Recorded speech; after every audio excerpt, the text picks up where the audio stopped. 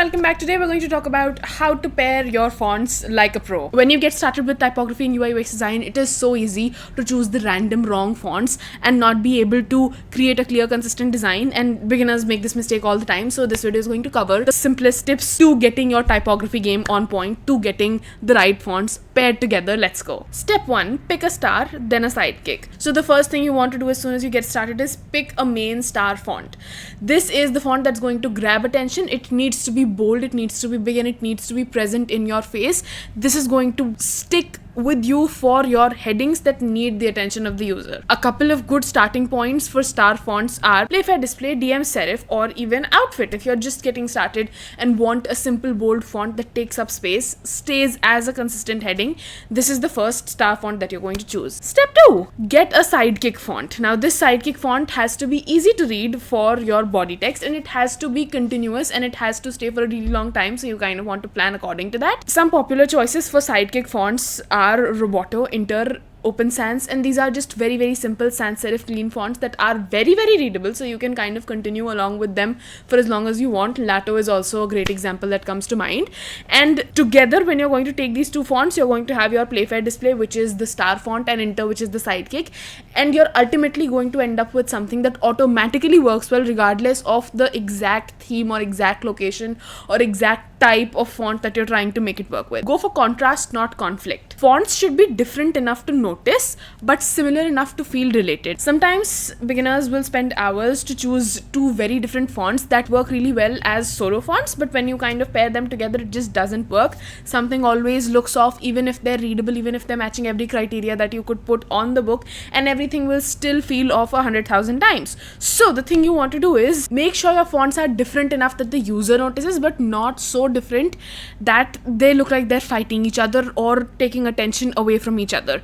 Sometimes the most classic combo you can never go wrong with is choosing one very clear serif font for your headings, the star font, and then a very simple readable sans serif font for your subheading. Something really interesting to notice here is sometimes you get font superfamilies where you get these font families that have a bunch of different kinds of fonts that will always work together, which is the easiest hack in the book. So sometimes font families will come with both a serif and a sans serif version, like Roboto and Roboto Slab, which kind of are shipped together, and you can never really go wrong in any design when you use the two of these together, simply because Roboto is made to work with Roboto Slab. They were both created by the same brand, and they kind of fit very well together regardless of anything else that's going on the outside. So they create their own ecosystem. Another great example is Merryweather and Merryweather Sans, which are just made to work together, so you can't really go wrong with it. And sometimes it's just easier to stay on the safer side of things, stay in the superfamilies, make sure the main and the supportive font are both from the same superfamily, and you can't really mess up typography. So that's the simplest hack for beginners to make your typography secure as soon as you get started. Keep it to two fonts, please. Most great designs will almost always stop at one or two font at max. The more fonts you keep on adding, the more chaotic your design will feel and the more it'll go out of control. And another interesting fact to mention here is sometimes you'll start with 3 different fonts, 4 different fonts, all of which even look good together, which already is difficult enough to pull off.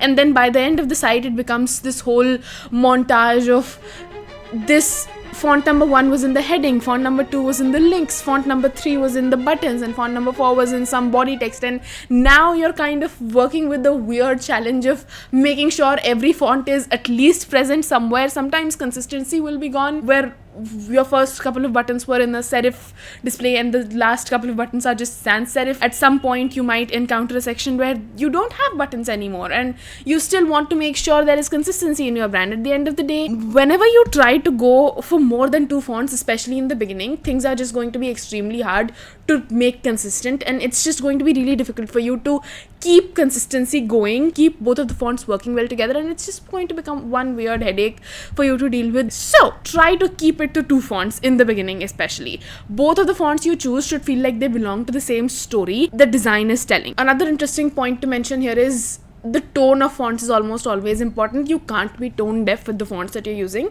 For example, if the site you're doing is for a coffee shop, then you don't exactly want to have fonts that would look like they belong in a law firm, and you can kind of see on the screen right now what pairings show what themes, and this is just so consistent because it's really easy to get two fonts that look good together and then get them out of place, out of context, and then that is also a very good easy way to spoil your entire design, even if the fonts work well together and are two good pieces of typefaces. You have to try and match the mood of your UI to the message that the fonts are conveying. So if your UI is playful, you could go with rounded fonts. If your UI is very formal, try to go for clean serifs, geometric sans. All the fonts in the story need to feel like they match in the theme that we're going with. You can't have a very weird rounded Jokerman kind of font and the next font as a support to it being Inter or Playfair Display, both of which are quite clean and serious, and it just has to make sense inside of the story. Users will be able to tell immediately if the fonts don't belong together, if the fonts aren't working together as one single story, and then ultimately it becomes a UI disaster for you to deal with. So making sure you match the mood of the message is really important when you do anything related to fonts, anything at all.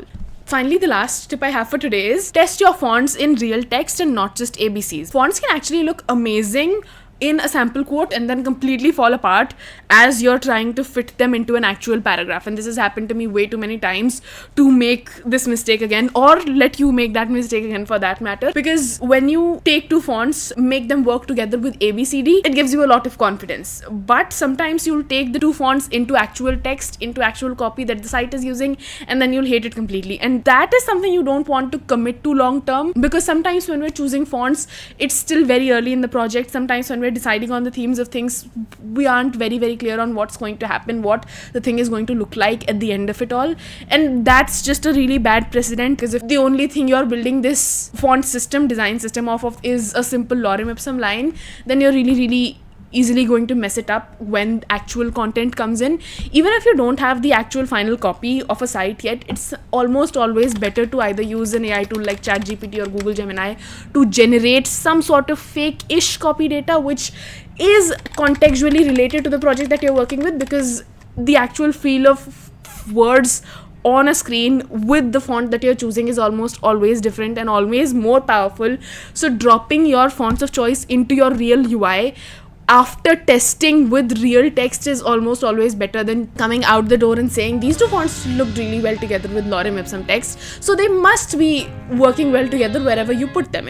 That's just cynical and it's very childlike, so you kind of don't want to do that. And if at the end of all of this you want the one beginner-friendly shortcut to cutting through all of the nonsense that you've seen across the internet related to typography, the one single tip that I can give you is pair one clean serif with one clean sans serif, or just pick a superfamily. This is the quickest way to getting your font pairings started and to never go wrong with them. Then use the size, the weight, the color, the boldness to create differences. Use italics to create differences for highlights and whatnot. And it's just the simplest, cleanest way to give you a clear hierarchy of fonts and not just fumble fonts all the time. Your designs will definitely thank you. So that was it. I hope you liked this video. I hope you liked all of the tips we talked about to get your fonts right, to get all of the different elements in typography working well together. This video has been on my mind for such a long time and I am so glad we finally got to make this. Check out this complete playlist on typography in its entirety. Check out this video on the world's easiest typography crash course, because I just made it and I'm so proud of it. It's one of my best advice blocks in just 3 minutes on the grand topic of typography and UI UX design. So you kind of have to check it out, and it's animated, so it's super duper fun. I will see you in the next one. Until then, keep on designing.